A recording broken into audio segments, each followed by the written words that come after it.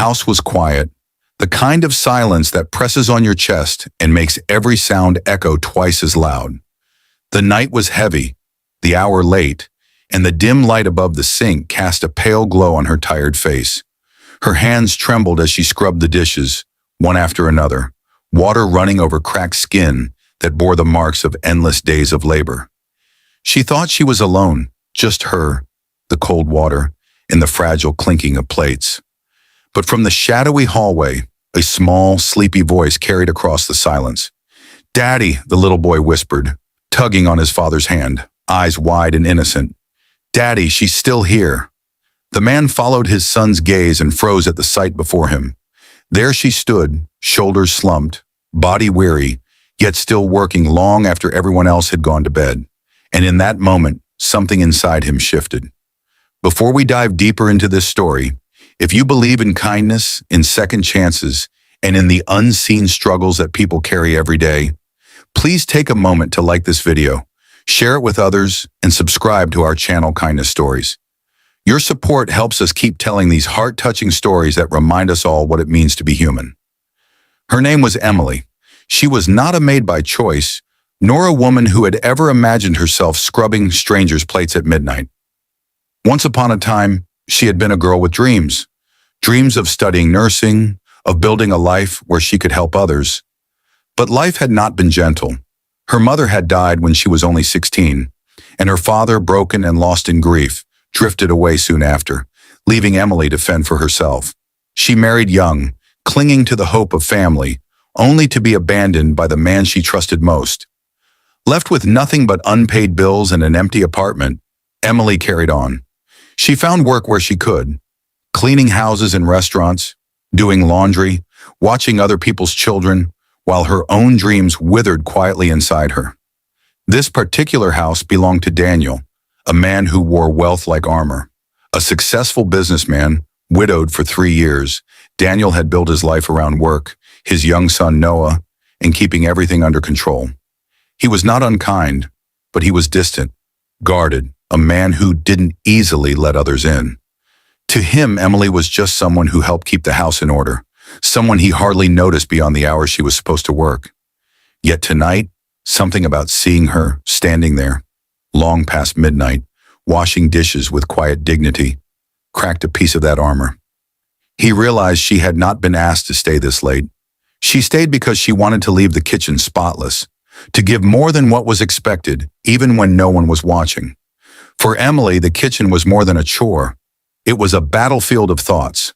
Every dish she scrubbed carried her worries, how she would pay rent this month, whether her worn-out shoes could last another week, and how long she could keep pushing through exhaustion before her body gave out.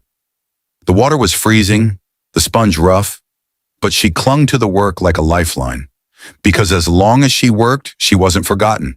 As long as she worked, she had purpose. Noah, the little boy, didn't see her as invisible. To him, Emily was a quiet, gentle presence in the house. She often hummed softly while folding laundry, sometimes slipping him a cookie from the tray before dinner, always kind when no one else was paying attention. That night, when he saw her still standing in the kitchen, his childlike heart didn't understand why she was still there. He only knew it wasn't fair. "Daddy, she's still here," he said again, louder this time, his small voice trembling with the weight of something he couldn't name. Daniel walked closer, watching Emily's shoulders stiffen when she realized she wasn't alone. She turned embarrassed, eyes dropping to the floor as if she'd done something wrong. She muttered an apology, saying she'd just finish quickly and be on her way. But Daniel didn't move. He studied the lines of exhaustion carved into her face, the faint redness in her eyes from holding back tears she thought no one could see. In that instant, he remembered his late wife, how she used to stay up after everyone went to bed, making sure Noah's clothes were folded, his lunches packed, his home in order, and his heart softened. The days that followed began to change subtly. Daniel started noticing her in ways he never had before.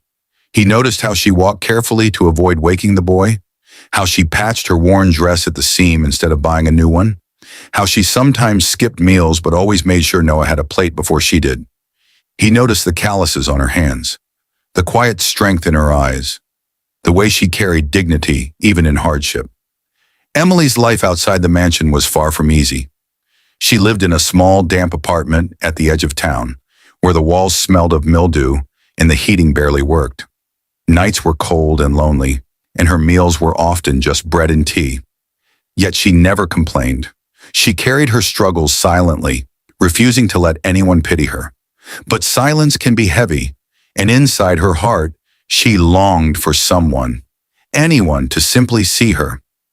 One evening, Noah asked his father a question that shook Daniel to his core. "Daddy, why does she always look so sad?" Daniel couldn't answer. He had always believed money could fix most problems, but he realized Emily's sadness wasn't about money alone. It was about loss, about loneliness, about a lifetime of carrying burdens she shouldn't have had to carry. For the first time, Daniel felt a responsibility that went beyond an employer's duty. He felt the stirring of compassion, of human connection.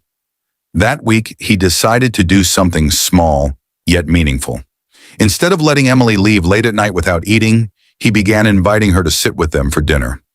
At first, she resisted, saying she didn't want to impose, but Noah's innocent insistence, his tiny hands pulling her chair out, broke down her hesitation. She sat, awkward and quiet, until laughter slowly returned to her lips.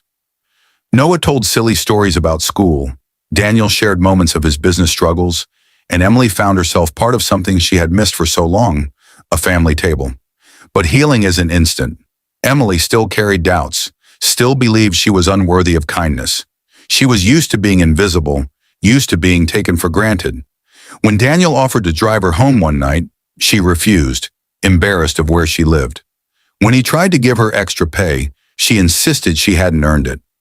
It took time, patience, and small acts of kindness to chip away at the wall she had built around her heart. The turning point came on a stormy night. Rain poured heavily, and the city streets were flooded. Emily arrived soaked to the bone, shivering, yet ready to work. Daniel stopped her at the door, gently but firmly telling her she didn't have to clean tonight, that she needed warmth, not work. He handed her a towel, offered her dry clothes, and told her she was part of this house, not just someone who worked in it. For the first time in years, Emily cried, not out of exhaustion, but out of being seen. From that night onward, the bond between them grew stronger. Daniel began to rely on her not just for help around the house, but for the comfort she brought into their lives. Noah adored her, clinging to her like a second mother. Emily, slowly but surely, allowed herself to dream again. She enrolled in evening classes for nursing, supported quietly by Daniel, who made sure she had the means without wounding her pride. He didn't see her as charity. He saw her as strength, as resilience, as someone who deserved every chance at happiness. Months passed, and the late nights of lonely dishwashing turned into evenings of shared laughter, quiet companionship, and renewed hope. Emily still worked hard, but now she carried light in her eyes. She still washed dishes sometimes, but not because she had to, because she wanted to, because the kitchen had become a place of love, not sorrow. And then one evening, much like the first, Noah once again tugged on his father's hand.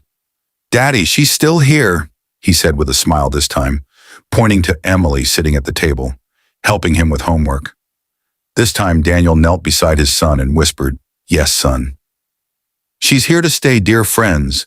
If this story touched your heart, if you believe in the quiet strength of people like Emily, and in the power of kindness to change lives, please like this video, share it with others, and subscribe to our channel, Kindness Stories. Every click helps spread compassion, and every share reminds someone they are not alone. And before we end, I'd love to hear from you. What part of Emily's journey moved you the most?